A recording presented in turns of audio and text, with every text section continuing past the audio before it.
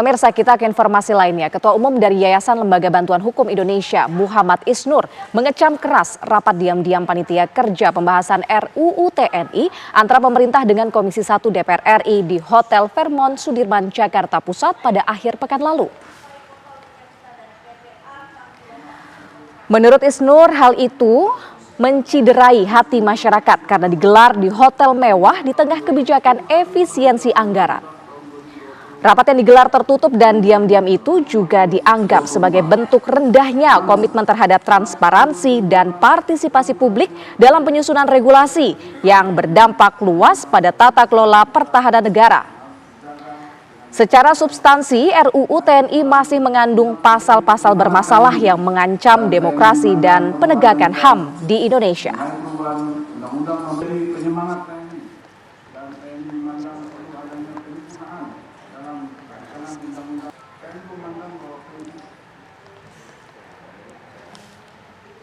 Ya, lalu pemirsa, bagaimana nasib pembahasan revisi Undang-Undang TNI yang diklaim panja ini telah rampung 40% dari 92 daftar inventaris masalah. Kita sudah terhubung pemirsa dengan anggota Komisi 1 DPR RI yakni Bapak TB Hasanuddin. Selamat siang Pak TB. Selamat siang, Assalamualaikum warahmatullahi wabarakatuh. Ya. Waalaikumsalam warahmatullahi wabarakatuh. Pak, Wakil Ketua DPR ini Sufmi Dasko Ahmad dan Komisi 1 sudah memastikan ada 3 pasal yang diubah dalam UU TNI. Muncul pertanyaan, apakah layak direvisi atau tidak sebenarnya? Apa urgensinya Pak TB? Ya, saya harus menjelaskan, sebetulnya dari 7 pasal itu tidak ada hal-hal yang kemudian menyangkut masalah-masalah lain, termasuk masalah pelanggaran HAM dan mencederai demokrasi. Saya ingin sampaikan, ya, mari kita lihat, ya, pasal 7 dulu, ya. Pasal 7 itu operasi militer selain perang, itu memang akan direvisi. Yang semula 14 item menjadi 17 item.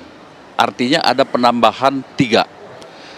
Yang nomor 15 adalah bantuan kepada pemerintah dalam hal serangan cyber.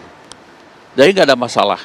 Yang kedua, memberikan perlindungan dan penyelamatan terhadap warga negara Indonesia di luar negeri.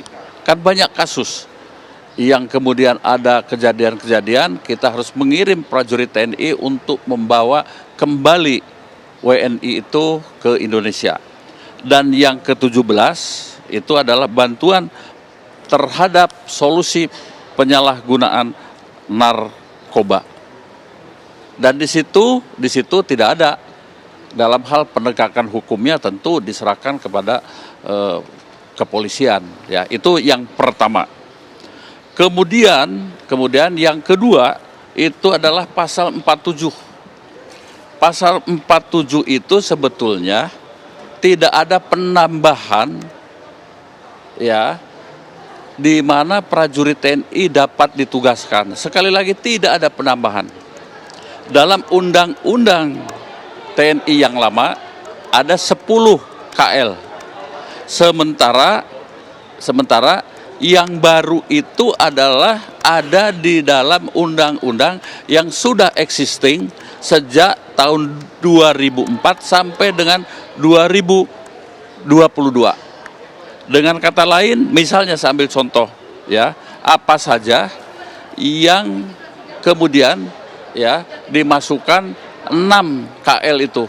Yang pertama BNPT, kedua BNPB, ketiga Kejaksaan Agung, keempat Bakamla, kelima Badan Nasional Pengelolaan Perbatasan, dan keenam adalah KKP. Jadi hanya 6 saja, hanya 6. Dan itu pun bukan yang baru.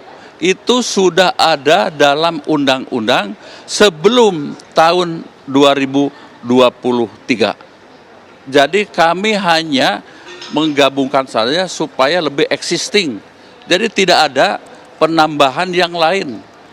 Yang 6 itu benar-benar tercantum dan ada di dalam undang-undang yang dibentuk setelah undang-undang TNI ada. Itu ya. Baik. Kemudian pasal berikutnya adalah pasal 53. Itu adalah perubahan soal usia masa dinas prajurit TNI, ya. Yang pertama, yang dulu itu adalah Tamtama dan Bintara maksimum 55, kemudian untuk perwira maksimum 58, hanya dikelompokkan dalam 2 kelompok umur itu.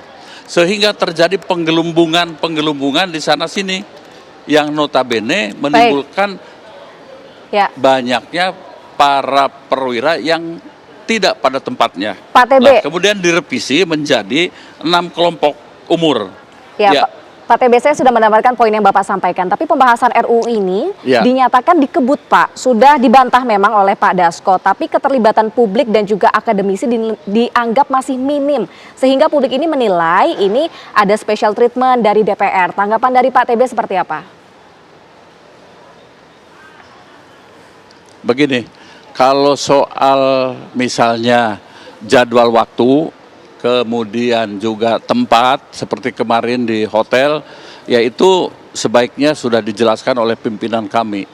Saya di lapangan itu lebih khusus kepada masalah substansi, kira-kira seperti itu. Tetapi saya berpendapat begini, yang penting mau cepat atau tidak, prosedur itu dilalui, begitu. Dan kemudian itu tidak boleh mencederai ya apa yang menjadi komitmen kita. Itu atau untuk saya ya. Pak, tapi nampaknya substansi pasal yang direvisi ini tidak urgent. Khususnya ini pasal 47 penambahan menjadi 16 kementerian lembaga ini bisa diduduki TNI. Ini semakin menguatkan bangkitnya dwi fungsi ABRI. Apa respon dari DPR, Pak, soal ini? Begini, saya tanya kembali nih. Ya, di mana ya kementerian atau lembaga yang baru yang dapat diduduki oleh TNI? Saya tanya. Tidak ada. 16 itu 10 undang-undang di TNI dan dulu tidak ada reaksi dan kemudian yang 6 itu adalah produk undang-undang setelah 2004. Jadi yang mana?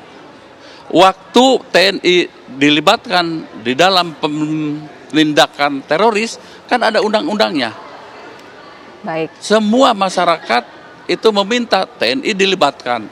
Kenapa sekarang ketika undang-undang itu dimasukkan di dalam undang-undang TNI, kok kemudian timbul reaksi? Itu yang menurut hemat kami harus perlu penjelasan.